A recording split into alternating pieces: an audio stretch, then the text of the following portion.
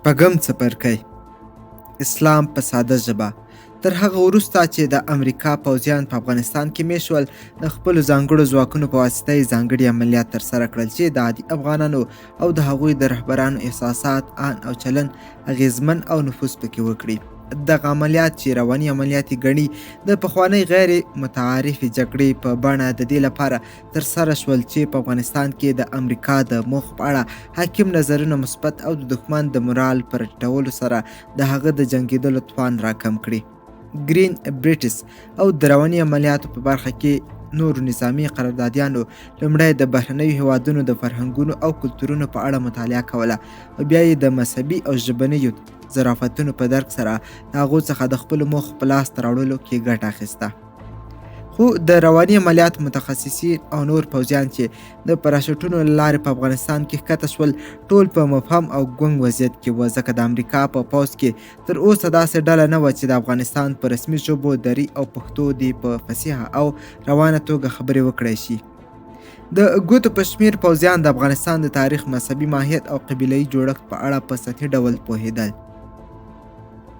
کله چې د رواني عملیاتو د 8م کنډک افسر جګړن لویس پریس د 2003 میلادي په جولای کې افغانستان ته راروان شو، نو هغه د چمتووالي لپاره په الوتکه کې اسلام په ساده ژبه کتاب ولوست. هغه د دې ترڅنګ یو څو د دري ژبې جملې هم زده کړې، خو په داسې ډول یې تلفظ کولې چې افغانانو غوښتنه ترې وکړه چې له دري تیر شي او په خپل انګلیسي وغږیږي. فریز د فرهنګي یا رواني عملیاتو یو کوچنی ټیم جوړ کړ چې د امریکا له سفارت څخه یې فعالیت کاوه. په افغاني ټولنه کې د ډیموکراتیکو ارزښتونو د خپرولو او د افغان ملي پوځ د ملاتړ راجلبولو لپاره یې راډیوي خپرونې خپرولې او ځینې پوسټرونه یې په ښار کې وویشل.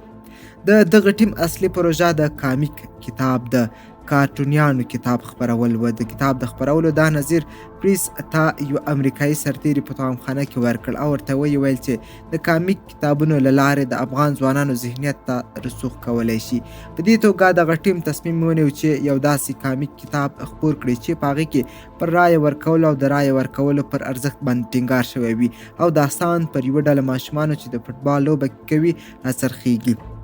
دا چې ولې فوټبال د داستان سوژه ټاکل شوی، فریس وایي دا ځکه چې فوټبال په افغانستان کې ډیر مشهور دی. په دغه کامیک داستان کې یوه ډله ماشومان چې له مختلفو قومونو او قبیلو څخه دي د فوټبال توپ هاخوا دېخوا په لغت وهي چې په دغه وخت کې یو سپین ږیری سړی راښکاره شي، په لاس کې یو لوله کړی کتاب نیولی وي. دا لوله کړی کتاب په داستان کې د افغانستان د نوي اساسي قانون سمبول دی. دغه لوله کړی کتاب نه یوازې د ماشومانو لپاره په سمه بڼه د فوټبال د کولو لارښود وي، بلکې د دې لارښود هم وي چې دوی باید د رایې ورکولو لارې د خپل منځه د ټیم لوبډلمشر هم وټاکي چې دا د ولسمشر د ټاکلو سمبولیک بیان دی.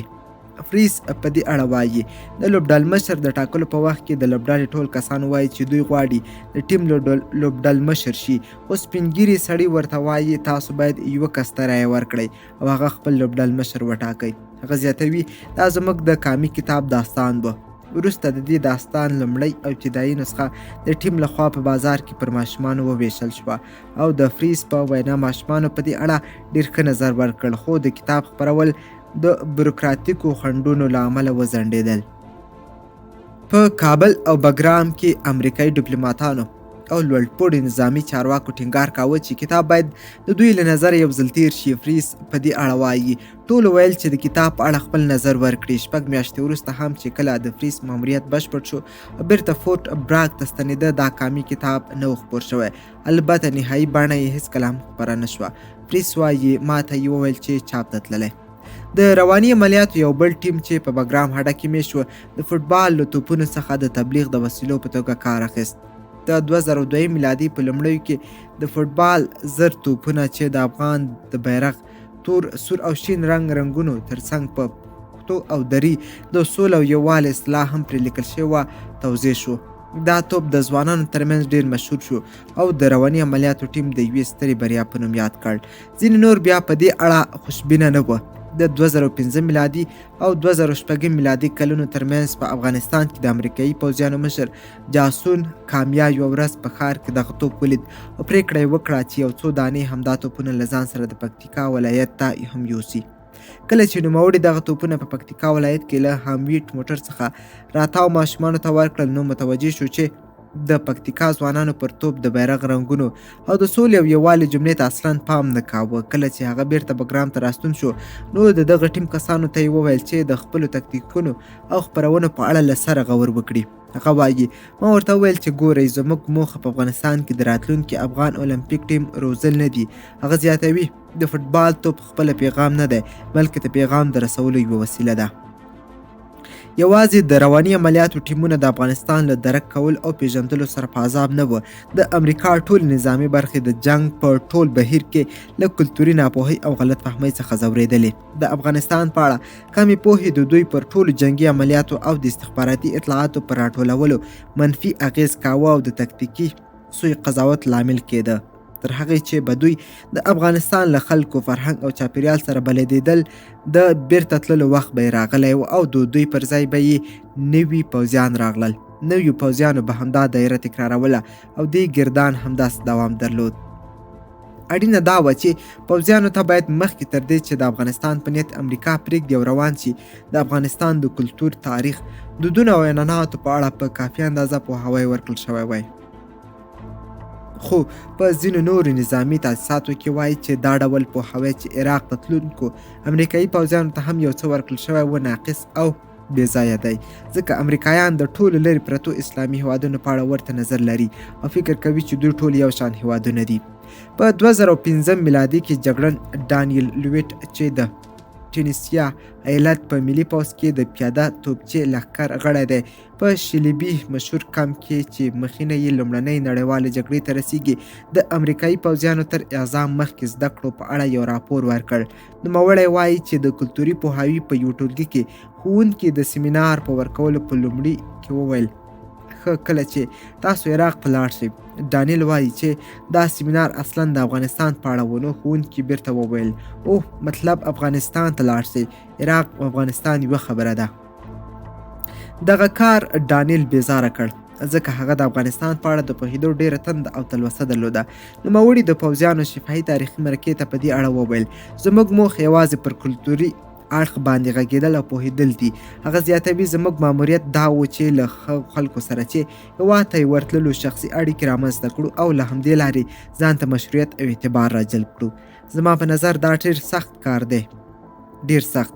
آیا موږ رښتیا هم همدا غوښتل؟ نه اصلا نه. په نورو کمپونو او هډو کې هم پوهاوی په همدې بڼه و.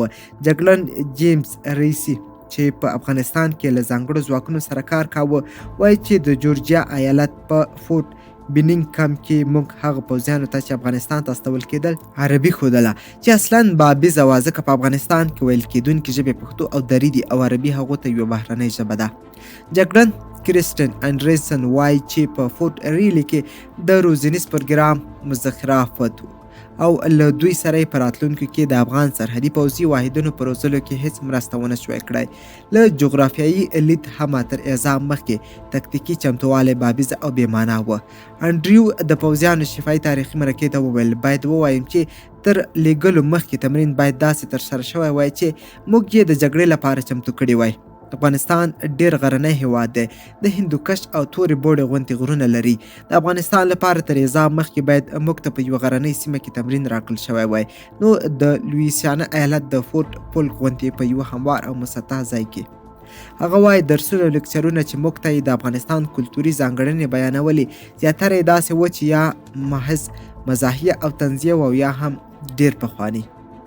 جګړن برینټ نواک د ویسټ پوینټ پوهنځي غړی او د کابل په نظامي اکاډمۍ کې څه موده د میلمه ښوونکي په توګه درس ورکاوه. دی په 2015 میلادي کې د فورټ بینینګ تر اعزام مخکې تمرین ته هم حاضرېده او وایي چې موږ ته د اتومي بیولوژیکي او کیمیاوي حملو په اړه درس راکول کېده چې دا ډول حملې په افغانستان کې اصلا نشته او د افغانستان د کلتور په اړه په ندرت یادونه کېده. هغه وایي چې یوازې په یو سیمینار کې ورته وویل شول چې په افغانستان کې خلکو ته د غټې ګوتې له پورته نیولو څخه ډډه وکړي ځکه دا کار په افغانستان کې بده معنا ورکوي او یو ډول سپین سترګي ده. هغه وایي خو کله چې افغانستان ته لاړم نو ماشومانو به بیا غټه ګوته پورته نیوله او د ګوډ ګوډ چیغې به یې وهلې. زه حیران شوم چې دا ماشومانو ماته ښکنځلې کوي که څنګه. کله چې امریکایانو د غټې ګوتې پورته کوونکي خلک ډېر ولیدل نو له ژباړن څخه یې پوښتنه وکړه چې دا خلک د غټې ګوتې په پورته کولو سره موږ ته څه ویل غواړي. ژباړن په ډېره حوصله تشریح ورکړه چې د غټې ګوتې له پورته کولو د دوی مطلب آفرین او شاباس دی. اوس زیاتره امریکایي پوځیان ارمان کوي چې دریغه دوی ته د افغانستان په اړه سم معلومات ورکړل شوي وای. دا چې شخصي اړیکې څنګه جوړې کړو یا یو څو ټکي درې پښتو راښودلې وای. کله به چې د افغانانو لخوا د چای د څښلو وړاندیز راته کېده نو موږ د انکار او چیغې وهلو پر ځای هغه څنګه په مسکا او ورین تندي قبول کړی وای.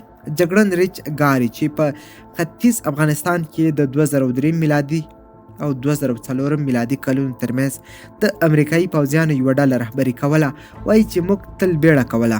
هغه وایي د بدماشانو او لیونیانو غوندې بلاړو د کلیو مشران به مو راپیدا کړل. که به مو نه ول چې بد خلک چیرته دي.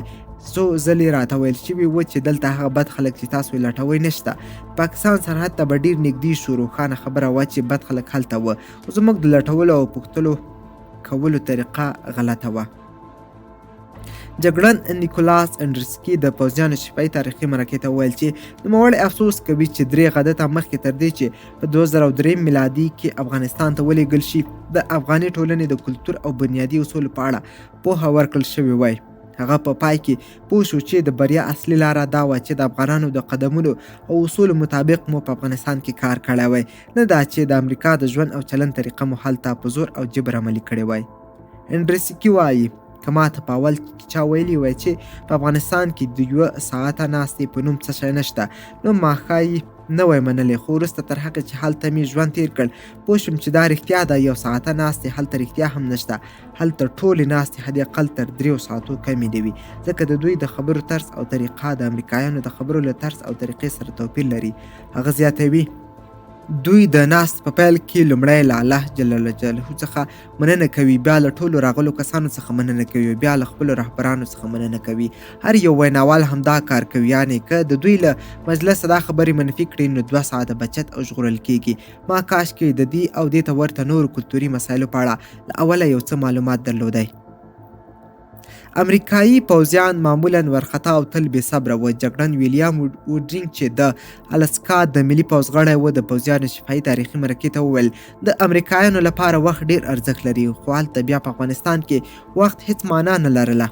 موږ غوښتل هلته د خپل دغه ذهنیت پر بنسټ کار وکړو، خو هغوی ته دا ذهنیت د درک وړ نه و.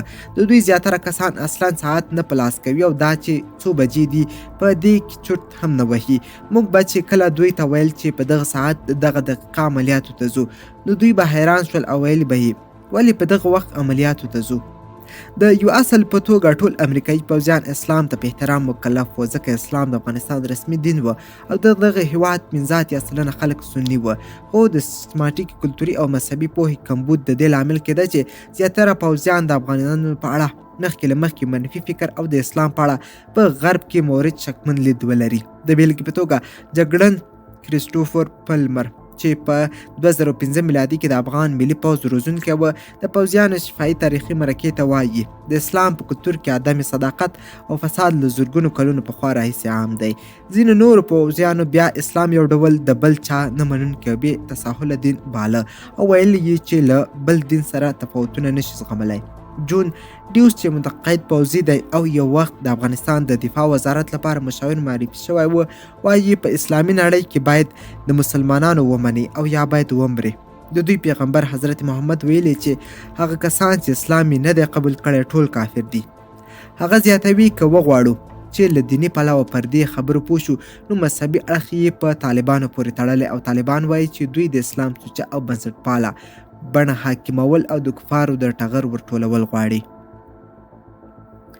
ځینو نورو پوځیانو بیا په دې برخه کې لږ څه زیات ظریف او باریک لیدلوری خپل کړی و. که څه هم افغانانو په عموم کې د ژمنو مسلمانانو په توګه پیژندل کیږي، خو د جګړن توماس کلینټن په وینا دا لزوما په دې معنا نه ده چې دوی ټول دیندار او توند دي.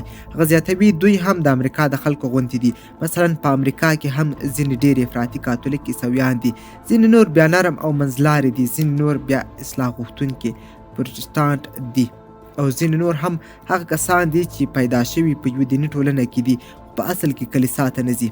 هغه وایي چې د هغو افغانانو پوځیانو له ډلې چې نوموړي تمرین ورکاوه هغه ځینې داسې وه چې 5 وخته لمونځ به یې نه قضا کاوه او ډېر دینداره وه، خو ځینې نور بیا هغومره دینداره نه وه او یو نیم وخت به جومات ته تلل.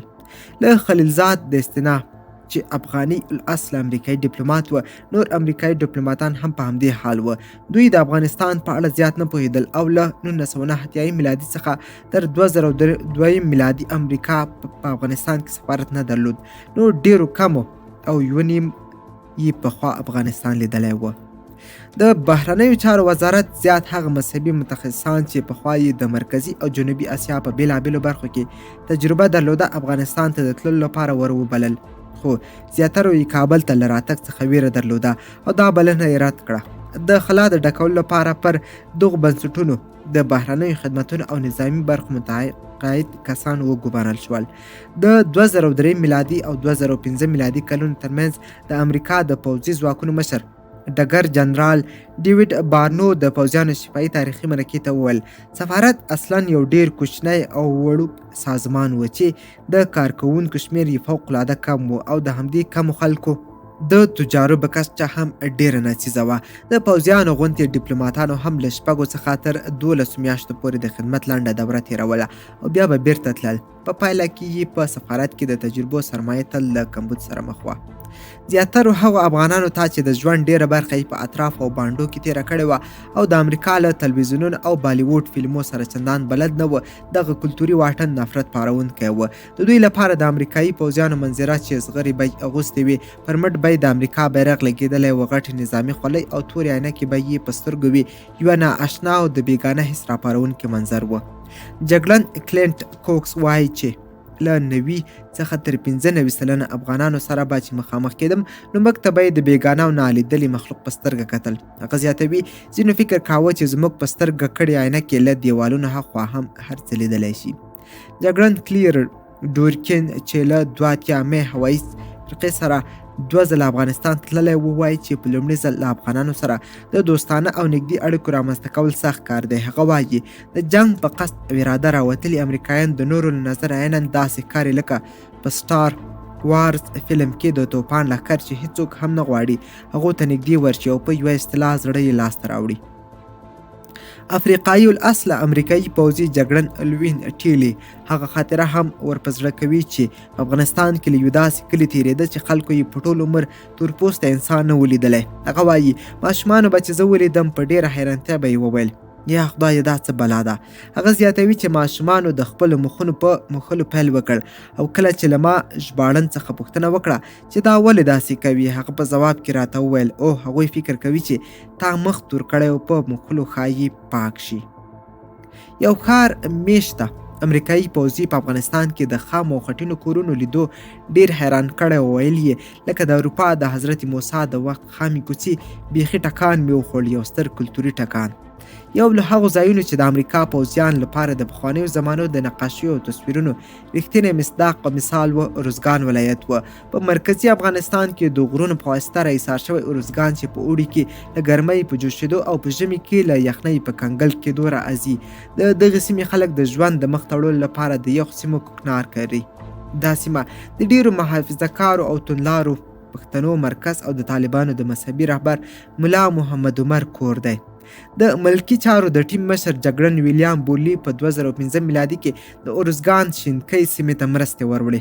هغه وایي چې د دې سیمې خلک د اوبو د سرچینو له کمبود سره مخ وه او د ډېرې انزوا له امله پکې د تره زامنو او تره لوڼو ترمنځ واده کول ډېر زیات عام وه. نوموړي د پوځیانو شفاهي تاریخي مرکې ته وویل که څه هم زما نه خوښېږي خو هلته د نږدې خپلوانو ترمنځ ودونه ډېر زیات وه. د دې سیمې د مشر د لاس 3 ګوتې وې. د ځانګړو ځواکونو د پوځي په توګه بورلي د مخ او د سر د ویښتانو اندازه تر هغه زیاته شوه چې نظامي اصول اجازه ورکوله او هغه غوښتل د زیاتو ویښتو په پرېښودلو سره د سیمې عامو خلکو ته یو څه ورته والی پیدا کړي. هغه وایي که په خلیدرې ږیره هغه سیمې ته تللی وای نو ستا کلتوري تېروتنه به وه. هغه زیاتوي د هغو په عنعناتو کې دا هم و چې که د یو چا ږیره به دومره لویه وه چې په منګول کې موټي ونیول شي نو دا کس د اعتماد وړ دی. په افغاني ټولنه کې د اعتماد جوړولو نورې وسیلې هم وي، خو د امریکایانو لپاره له هغو وسیلو څخه ګټه اخیستل اسان نه وه. د ټول هېواد په کچه افغان قومي مشرانو او امریکایي پوځیانو د ملګرتیا او باور د ښودلو په موخه لاس په لاس یو ځای ګرځېدل.